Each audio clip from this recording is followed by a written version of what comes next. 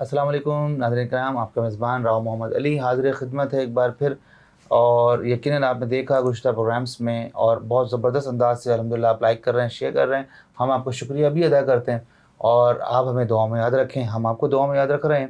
یقیناً یہ بہت اہم نوعیت کا ٹاپک ہے جو پہلی بار اتنے زبردست انداز میں اور یہ ایپیسوڈ کی صورت میں آپ کی سماعتوں کے حوالے پیش کیا جا رہا ہے. ناظرین کرام، جس طرح ہم نے گزشتہ ایپیسوڈز میں بات کی، احرام باندھنا کس طرح باندھا جائے، کیا حرام ہے، اس میں کون سی مکروہات ہیں، کون سی چیزیں جائز ہیں، کون سی جائز نہیں ہیں.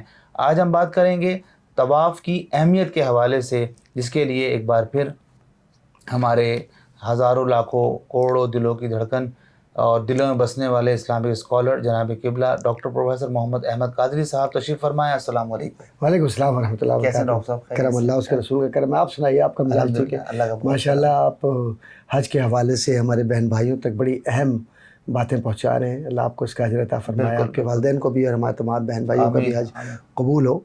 اور میں یہ عرض کروں گا کہ یہ مسائل ہیں بنیادی، ان مسائل کو، ان پروگرامز کو ایک کتاب سمجھ کر اپنے ساتھ لے کر جائیے، تاکہ جب وہاں ہوں تو آپ ان کو دیکھیے اور اس کے مطابق اپنا حج جب ادا کریں گے انشاءاللہ تو یقیناً وہ حج شریعت کے مطابق ہوگا انشاءاللہ. بے شک. اور ڈاکٹر صاحب، اسی سلسلے کو آگے بڑھاتے ہوئے آج ہم جو بات کر رہے ہیں اور جاننے کی کوشش کر رہے ہیں کہ طواف کی اہمیت کیا ہے، اس حوالے سے ارشاد فرمائیں. سبحان اللہ. بسم اللہ الرحمن الرحیم. اللہ تبارک و تعالیٰ کا ارشاد ہے کہ اور یاد کرو جب کہ ہم نے کعبے کو لوگوں کا مرجع اور امن کیا، اور مقام ابراہیم سے نماز پڑھنے کی جگہ بناؤ، اور ہم نے ابراہیم و اسماعیل کی طرف عہد کیا کہ میرے گھر کو طواف کرنے والوں اور اعتکاف کرنے والوں اور رکوع و سجود کرنے والوں کے لیے پاک کرو.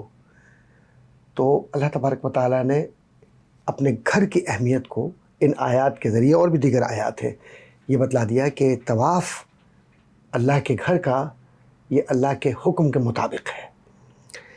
اس کے بعد کچھ احادیث سامنے ہیں.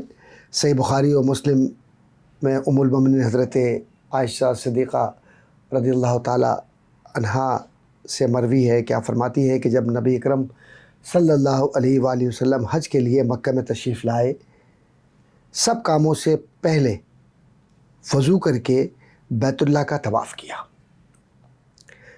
ایک اور حدیث میں ہے کہ صحیح مسلم میں ابن عمر رضی اللہ تعالی عنہما سے مروی ہے کہ رسول اللہ صلی اللہ علیہ وآلہ وسلم نے حجر اسود سے حجر اسود تک 3 پھیروں میں 3 پھیرے یعنی طواف پھیرے، اس طرح 3 پھیروں میں رمل کیا، اور 4 پھیرے چل کر کیے. رمل تھوڑا سا اپنے جو رفتار ہے اس کو تیز کرنا، اور باقی جو 4 پھیرے ہیں اس میں نارمل طریقے سے اس کو کرنا. تو اس طرح کل 7 ہوئے، 4 اور 3 7. اور ایک اور روایت میں ہے کہ پھر صفا و مروہ کے درمیان رسول اکرم صلی اللہ علیہ وآلہ وسلم نے صحیح فرمائی، صحیح عربی زبان میں کہتے ہیں اس طرح سے دوڑنے کو، تیز تیز چلنے کو. ایک اور حدیث میں ہے کہ صحیح مسلم میں حضرت جابر رضی اللہ تعالیٰ عنہ سے مروی ہے کہ رسول اللہ صلی اللہ علیہ وآلہ وسلم جب مکہ میں تشریف لائے تو حجر اسود کے پاس آ کر اسے بوسہ دیا، پھر دائیں ہاتھ کو چلے اور 3 پھیروں میں رمل کیا، یعنی تیز سے چلے آپ. اور اس سے مراد یہ کہ شان نظر آئے اسلام کی. رمل کا مطلب یہ ہے کہ آپ بالکل اس طریقے سے چلتے ہیں کہ جس میں یہ آپ کو شان، لیکن اس کا مطلب یہ نہیں ہے کہ آپ ساتھ والوں کو جو آپ کے بہن بھائی ہیں حج کر رہے ہیں آپ ان کو تکلیف دیں اپنے اس چلنے کے اندر. تکلیف نہیں دینی چاہیے.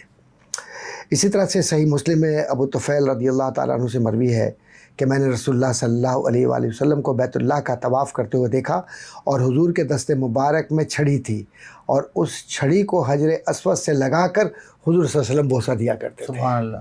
تو یہ بھی ایک طریقہ تھا حضور اکرم صلی اللہ علیہ وسلم کا. ابو داؤد نے حضرت ابو ہریرہ رضی اللہ تعالیٰ عنہ سے روایت کی کہ رسول اللہ صلی اللہ علیہ وآلہ وسلم مکہ میں داخل ہوئے تو حجر اسود کی طرف متوجہ ہوئے، اپنے اس طرف توجہ کی، اسے بوسہ دیا، پھر طواف کیا، پھر صفا کے پاس آئے اور اس پر چڑھے یہاں تک کہ بیت اللہ نظر آنے لگا. پھر ہاتھ اٹھا کر ذکر الہی میں مشغول رہے جب تک خدا نے چاہا، اور دعا کی. تو یہ حضور کا ایک انداز جو ظاہر ہے کہ ہمارے لیے حج کی قبولیت کا ذریعہ ہے. ایک اور حدیث ہے کہ امام احمد نے عبید بن عمیر سے روایت کی ہے، کہتے ہیں کہ میں نے ابن عمر رضی اللہ تعالیٰ عنہما سے پوچھا کیا وجہ ہے کہ آپ حجر اسود اور رکن یمانی کو بوسہ دیتے ہیں؟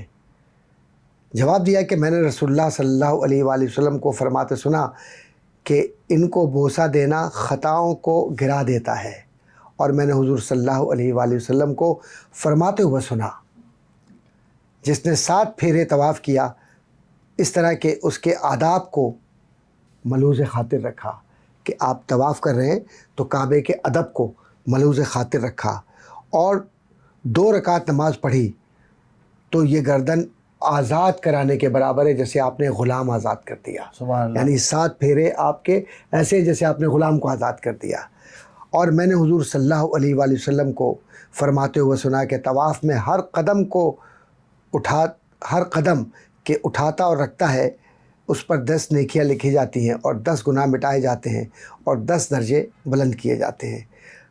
اسی کے قریب ترمذی اور حاکم اور ابن خزیمہ وغیرہ ہم نے بھی روایت اسی طرح کی نقل کی ہے، اور بہت ساری حدیث ہیں جو طواف کی اہمیت پر دلالت کرتی ہیں۔ تو جو یہ طواف ہے یہ اصل میں اللہ کی قربت کا اور اللہ کی محبت کا اور اللہ کی راہ میں اپنے آپ کو پیش کرنے کا ایک خاص طریقہ ہے، اور حضور اکرم صلی اللہ علیہ وآلہ وسلم نے جس پتھر کو بوسہ دیا اس طرف اگر آپ نہیں بھی جا سکتے تو آپ اگر ایسے ہاتھ اٹھا کر، یقیناً آپ کو استلام کہلاتا ہے، ایسے کر کے آپ اور اس طرح سے کرتے ہیں تب بھی معاملہ وہی ہوتا ہے کہ گویا آپ نے حجر اسود کو چوم لیا۔ اور رکتا ہی نہیں ہے طواف، پورے 24 گھنٹے الحمدللہ رونق آسمانوں پر بھی ہے اور زمین پر بھی ہے۔ سبحان اللہ۔ اور ہم سب دعا بھی کرتے ہیں، اور یہ خوبصورت کتاب اور یہ حدیث مبارکہ کی برکت سے اللہ رب العزت ہم تمام کو مدینہ پاک کی بعد اب حضرت صفر حاجی بیت اللہ کی سعادت نصیب فرمائے۔ ایک ترمذی اور نسائی اور دارمی کی روایت ذہن میں آ رہی ہے، اگر آپ اجازت دیں تو میں عرض کروں کہ رسول اللہ صلی اللہ علیہ وآلہ وسلم نے فرمایا کہ بیت اللہ کے گرد طواف نماز کی طرح ہے، یعنی آپ طواف کر رہے ہیں تو یہ نماز کی طرح ہے کہ آپ نماز پڑھ رہے ہیں۔ سبحان اللہ۔ فرق یہ ہے کہ تم اس میں کلام کرتے ہو تو جو کلام کرے خیر کے سوا ہرگز کوئی اور بات نہ کہے، تو گویا پھر آپ نماز میں ہیں۔ تو طواف اور نماز رسول اکرم صلی اللہ علیہ وآلہ وسلم نے اس کو اس کے مثل قرار دیا ہے۔ کتنی اہمیت ہے اس کی۔ جی، اللہ تعالیٰ توفیق عطا فرمائے، اور اہمیت جاننے کے بعد ہمیں عمل کی توفیق عطا فرمائے۔ ڈاکٹر صاحب انشاءاللہ سلسلہ چلتا رہے گا، حج کے اور بہت سارے ٹاپک ہیں انشاءاللہ، ابھی تو باتیں ہو رہی ہیں، ہماری باتیں ہوتی رہیں گی انشاءاللہ، بہن بھائیوں سے باتیں ہو رہی ہیں، اور یہ انشاءاللہ یہ جو آپ نے جو مشورہ دیا، سجیشن دی، یہ بہت اچھی سجیشن ڈاکٹر صاحب، مجھے لگا ایسا کہ ہونا چاہیے کہ اپنے ساتھ ویڈیو سیو کر لیں، ضرور کریں۔ اور کتاب لے جانا پاسبل نہیں ہوتا، آن لائن وہاں پہ پتہ نہیں اویلیبلٹی انٹرنیٹ کی ہو یا نہ ہو، آپ اس کو سیو کر لیں۔ یہ آپ کے لیے مسائل آپ کو پھر جگہ جگہ پوچھنے کی ضرورت نہیں پڑے گی، آپ کے پاس مسائل کا جواب ہوگا اس میں۔ اور ہمارے ایڈیٹر صاحب جو وہ بھی ایک اہم کام کرنے والے ہیں کہ اس کے اوپر ٹاپک لکھیں گے، ہاں ٹاپک ہوگا اس میں، اس سے آسانی ہوگی، ہر موضوع جہاں جہاں آپ ہیں وہاں پر آپ کو وہ چیز مل جائے گی۔ اس کی فائل بنا لی جائے ناظرین کرام، ڈاکٹر صاحب یہ بالکل ٹاپک کو بس آپ اس کو دیکھیں اوپر، سمجھیے کہ یہ حج کا انسائکلوپیڈیا ہے۔ سبحان اللہ، یہ حج کا انسائکلوپیڈیا مل رہا ہے آپ کو، آپ اس میں سے نکال لیجیے اپنی مرضی کا۔ یہ آپ کی کاوش قبول فرمائے اللہ، آپ کی بھی، ان کی بھی، اور احباب ہمارے جو بیٹھے ہوئے ہیں، جو بیک کیمرہ موجود ہیں، ان کی بھی کاوش اللہ رب العزت اپنی بارگاہ میں قبول منظور فرمائے۔ ناظرین کرام انشاءاللہ باتیں ہوتی رہیں گی، سیکھنے سکھانے کا سلسلہ ہوتا رہے گا۔ آپ کا میزبان راؤ محمد علی آپ سے اجازت چاہتا ہے۔ السلام علیکم ورحمۃ اللہ۔